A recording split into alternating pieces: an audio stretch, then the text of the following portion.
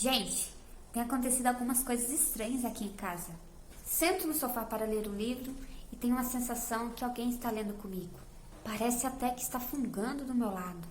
Às vezes, do nada, tuim! Aquele zumbido no ouvido que chega a arrepiar a nuca.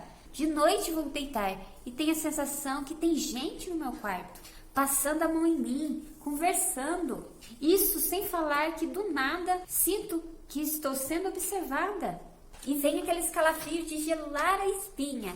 Meu Deus, será que estou ficando doida? Isso não pode ser normal. Por que será que só eu sinto essas sensações? Você sabia que essas sensações que eu acabei de falar são sinais que a sua sensibilidade ao plano espiritual está aumentando? Isso são sintomas da mediunidade. Quer saber mais sobre esse assunto? Inscreva-se!